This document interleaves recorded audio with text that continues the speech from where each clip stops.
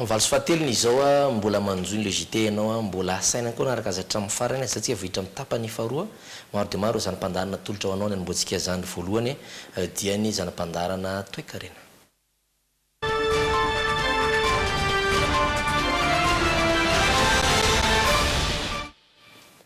Mazana tsy voaresaka firy ny fiarahamonina ireo tolotra maro samihafa amin'ny fikarakarana ny razana rehefa tojo fahoriana ny fianakaviana iray. Ireo tolotra efa misy eto amintsika ary manodidina izany ary no entina aminao anatin'ity fanadihadiana ity. Entina aminao ihany koa ny toerana iray izay voalohany ho isy eto Madagasikara dia ny espace iray fandraisana faty ary fiandrasana ihany koa. Miora miara-jatofy sy misy razafin-jatofy no hitatitra ny antsipriany izay. Nanomboka ny taona 2000 no makaty no nipoitra teto Madagasikara ny karazana tolotra maro samihafa amin'ny fanalefahana ny fahasahiranana ireo fianakaviana manamanjo. Tena mpiandohana raha ny famarotana lamba mena na kojakoja ho an'ny razana fotsiny no nisy dia nihitatra izany avy eo. Eto Ilanvato izao ohatra, isan'ny efa havanana amin'ny fanomezana antanana ireo fianakaviana tojo fahasahiranana amin'ny fahoriana nanomboka ny taona 2004 izy ireo. Hoe ankoatra ny lamba mena dia hanao zavatra hafa dia nampanofa korbiara ny atombohany. Dia rehefa nanao korbiara izay dia avy eo dia nampanofa ihany koa ny chapelle ardente na ilay fitoerana razana sy ny kojakoja rehetra miaraka aminy. Dia taorian'izay mampanofa chapiteau sy seza. Misy ihany koa ny olona mitady vata efa tonga dia vita. Dia misy fotoana ampanofaina, misy fotoana avidian'ny olona mihitsy dia efa misy efa vonona ao. Ny korbiara no tena mandeha raha ny eto amin'izy ireo arakaraka ny halaviran-dalana sy ireo asa takin'ny mpanjifa ny saran'izany. Eo ihany koa ny fiara izay safidian'ireo manamanjo ihany. Misy karazany enina ny fiara eto, misy natokana manokana ho an'ny saro-dalana. Mitsenan'ny razana na avy eny amin'ny fiaramaneny amin'ny aéroport dia misy koa ny razana alaina eny amin'ny hôpitaly aterina any amin'ny trano ametrahana ny razana sy any amin'ny fasana ihany koa manatitra any amin'ny fasana. Dia manao ihany koa izay raha ohatra ka razana maina ho afindra toerana. Izay koa izany ataonay dia makany amin'ny province ihany koa raha ilaina. Isaky ny fiara iray mitondra razana dia olona enina no ao anatin'ny fiara. Mpamily iray, mpilanjan'ny razana 4 ary tompon'andraikitra manara-maso ny fahatombadana rehetra ny iray ambiny. Tsapan'izy reto fa antony iray angalan'ireo manamanjo ny tolotra eto aminy ny fanalefahana ny fahasahiranana mianjady amin'ny fianakaviana rehefa tojo fahoriana. Sarany raha ny korbiara ohatra miankina betsaka amin'ny halaviran'ny toerana sy ny etahan'ny lalana fa manodididina ny eo amin'ny 2 hetsy ariary. Mety ho latsaka, mety mihoatra fa manodididina fa miezaka izay izany izay mba ho antonona ny olon-drehetra. Raha ireo tolotra ireo no mahazatra antsika hatramin'izay momba ny fahoriana, ity indray dia hafa kely satria mitovy amin'ireny espace fandraisana lanonana ireny fa eto kosa natokana ho fandraisana ny razana sy andrasana ny razana. Toerana namboarina manokana izy ity ary eo amin'ny nahafatesany hatramin'ny andron'ny fandevenana no ataon'izy ireo eto. Natokana ho an'ireo fianakaviana avy lavitra ka handevina eto an-tanin-drazana nefa tsy misy trano asiana sy andrasana ny razana. Eo ihany koa ireo fianakaviana izay matetika miady amin'ny ametrahana ny razana ary ireo fianakaviana izay somary teri-trano rehefa tojo izay fahoriana izay ity toerana ity. Andeha ho fantaritsika ary ny andinindininy izany e. Maka ny razana any an-trano, mitondra anazy aty amin'ny tsara levena, izany hoe ampandroanay izy ka asiana formole, ampiakanjoana sy atao maquillage dia apetraka eto amin'ny latabatra. Dia anjaranay koa ny mikarakara ny sakafo rehetra mandritra ny fotoana mahita amboatra ny razana ka hatramin'ny aorianan'ny fandevenana. Sakafo maraina, atoandro, hariva ny paosy goûté rehetra sy ny tsakitsaky amin'ny alina. Ny hanamevana ny fahasairana ny fianakaviana ihany koa no tanjony ity toerana iray ity. Matetika mantsy toy ireo fikarakarana samihafa rehefa tojo fahoriana toy ny fandraisana ireo fianakaviana, toerana handraisana ireo mpamangy sy amin'ny fiandrasam-paty ary ny sakafo ireo isany mampavesatra an'ireo olona tompo-manjoa. Tampoka ihany koa izany satria ny fahoriana tsy milaza. Ahitana zavatra maro anatin'ny trano, misy toerana lehibe natao manokana ho fitoeran'ny razana. Misy ihany koa ny toerana natao hipetrahan'ireo fianakaviana akaiky na tompo-manjoa izay miandry ireo mpamangy. Ary toerana voatokana ary malalaka ihany koa an'ireo mpamangy. Ahitana toerana kely ahafahan'ny rehetra miala hetaheta ihany koa anatin'ny trano rehefa lehibe mpamangy be iny. Ary ny tena mampiavaka dia ahitana efitrano miisa roa, misy fandriana roa ihany koa natao mba hakany ireo fianakaviana torimaso kely na ireo fianakaviana akaiky tsy afaka miaro tory rehefa fiandrasam-paty. Tsy adino ny efitrano fidiovana. Efa nasiana toerana voatokana ihany koa isakafoanan'ireo fianakaviana rehetra.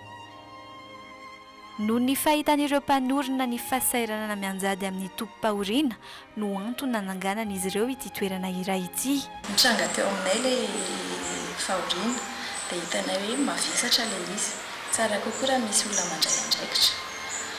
Dia avy eo koa amin'ny fiarahamonina mijery izany ianao rehefa ilay tratra fahoriana ireo tena be izany zavatra miantra amin'ireto izany fa raha misy manao ilay izy dia tsara. Ankoatra ireo manao ny faire-part, manome lamba mena, manome voninkazo na ny couronne, mitady fiara voatokana ho an'ireo mpandevina izay matetika sahirana ny mitady izany fiara voatokana izany, mampihaingo ny fiangonana, manome corbillard ary mikarakara ny antota taratasy rehetra ilaina ihany koa izy ireo.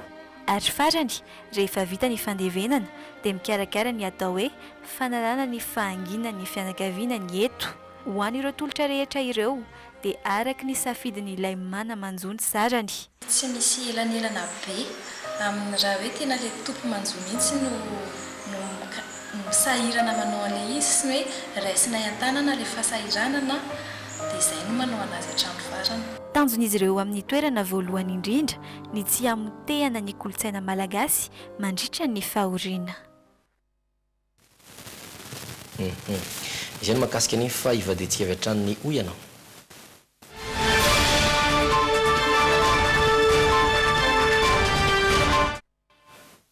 Ao anatin'ny herinandro masina isika amin'izao fotoana. Tsy miala amin'izay ary ny hoy ianao antsika androany satria dia nasaina nanontaniana ireo olona sendranay hoe taiza i Jesosy Kristy no nombohina tamin'ny hazo fijaliana ny valin'izay avy hatrany ary. Taiza kay Jesosy Kristy no nofatsihana tamin'ny hazo fijaliana? Teo tapany Calvary. Aiza? Tsy tadika izay any Jodia sa tsy haiko sa Jerusalema. Re amin'izay. Jerusalema sa tena izay aloha izany tena tsy dia haiko tsara fa izay fotsiny fahafantarako azy hoe tao Golgota no namatsihy anazy. Tena tsy tadidiko izany tena maro. Tena tsy tadidiko mihitsy ny hoe tany Israely teo amin'ny tendrombohitry Golgota. Teo amin'ny tongony sy ny tanany. Ary raha toerana indray ary? Fa teo tapony Calvary any Jerusalema. Tany a Nazareta. Tsy tadidiko izao atao a Nazareta tsy tadidiko. Tany a Calvary any anany izany Betela sa Nazareta. Ta Golgota. Misy an'izay ve any amin'ny faritra Jiosy any. Ny valiny hatreto voalazan'ny tantara dia tany Golgota tendrombohitry Calvary izay nitsoina koa hoe toerany karandoha no nanomboana an'i Jesosy Kristy tamin'ny hazo fijaliana. I toerana io izany tamin'ny andron'ny antikité dia mivoaka kely any Jerosalema ao amin'ny toerana izay famantsihan'ny Romanina an'ireo olona izay voaheloka ho faty eo ambony hazo fijaliana izany. Izy teo no nahafatesan'i Jesosy Kristy rehefa nombona tamin'ny hazo fijaliana izy. Izany makasika an'iny ivadika andraitsika amin'ny vaovao ny fanatanjahantena.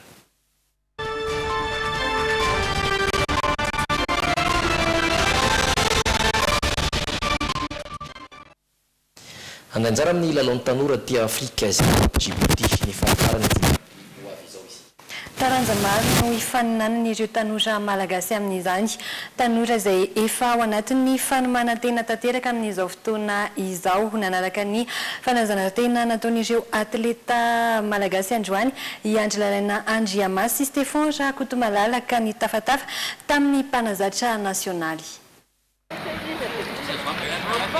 Ho an'ny taranja atletisme aloha dia ankizilahy miisa 7 sy ankizivavy miisa 7 no efa niatrika ny fampivondrona teto an-drenivohitra nanomboka amin'ny fiandaon'ny volana febroary lasa teo. Tanora malagasy efa 20 menada izay sangany sy tompon-daka ary namiratra tamin'ny fanampirenana sokady zandrana sy ny fananana an-tsekoly farany teo. Izy reto moa zany raha ny tena marina dia ireo ankizy miofanao amin'ny sport étude ihany. Zany hoe efa nanomboka tamin'ny 4 février ireo no efa niofana. Dia ny ampiana zany zao dia tena mihinana entraînement mihitsy izy nanomboka tamin'ny alahady teo satria teo ny stage bloqué an'le hoe CGSOI vao tena nanomboka zany iomanana an'le any Djibouti io. Ny atleta rehetra zany mandeha daholo ny ankizy fa ny 440 no titulaire fa ny anankitelo remplaçant zany roa lahy ray vavy, zany hoe raha misy ny tsy salama zany any raha sendra na misy maratra dia miakatsehatra ireo mpisolo toeran'ireo. Isy fanotsanana kely anatiny zany zareo. Fifanotsanana kely anatiny dia rapitso mahita azy satria rapitso zay no manao test de sélection na koa hoe test d'emplacement zany rapitso afahana mametraka hoe iza ny tompo-toerana ary iza no remplaçant zany rapitso no mahita azy. Isan'andro maraina sy hariva ny fanazaran-ten'izy ireo eny amin'ny kianjan'ny Larobia ary eny amin'ny anesa-pefilo izy ireo no misakafo sy monina manapa-tonga ny 14 aprily izay andanin'izy ireo hiaro ny voninahitry Madagasikara hanafedina sy tompon-daka ny Afrika sokady zandrany atao any Djibouti ny 20 ka hatramin'ny 20 aprily ho avy izao. Tanora moa dia natokana ho an'ny zatovolahy zatovavy latsaky ny 12 taona. Ny météo kosa.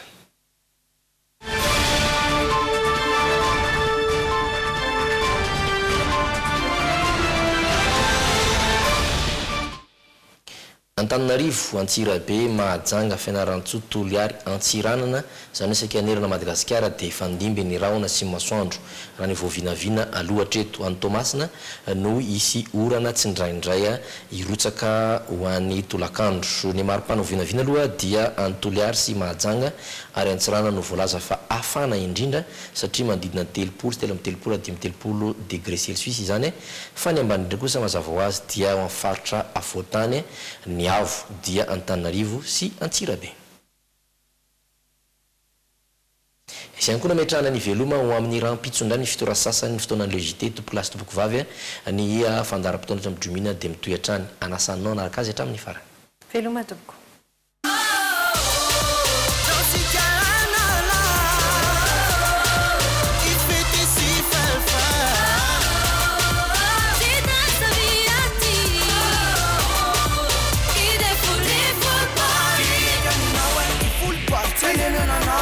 De tardi ani le cigarette mi fantuna feti pe fala mbe fa pulura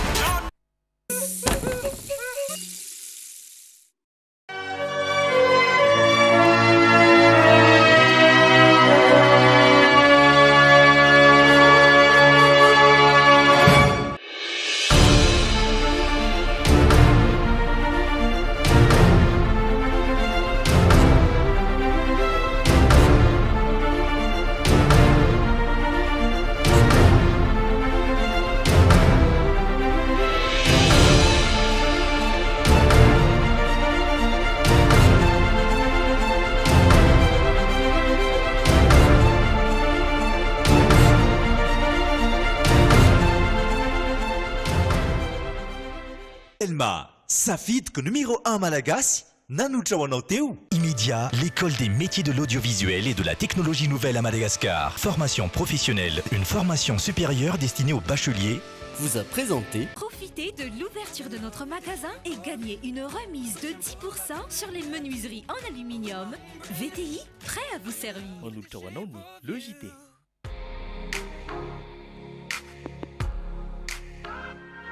Bijouterie Pantsou. Manolotra anao ny logité. Ankafizo ny logité miaraka amin'ny fromage la vache qui rit. Sady matsiro no mampazoto homana. Ho fafinaretan'ny ankohonanao. ioka ny fahombiazana miaraka amin'ny Castel manolotra ho anao ny logité. Efa azonao tsy fahina miendriny 5 centilitatra. Anti-tache tsara be no ampiasaiko, manazava ny endriko sady manala tasy. Tsara be nanolotra anao teo ny logité. Assurance AVA tsinjovidiny zao no avy ny fianakavianao. Aro manolotra ho anao ny logité. C'est un vrai délice. Avec Bonobon, le JT rempli d'émotions. C'est mou. C'est doux. Mogul, c'est trop beau avec le JT. Tiara, ni une voix case manolotra anao ny le JT. La saveur ultime des fruits.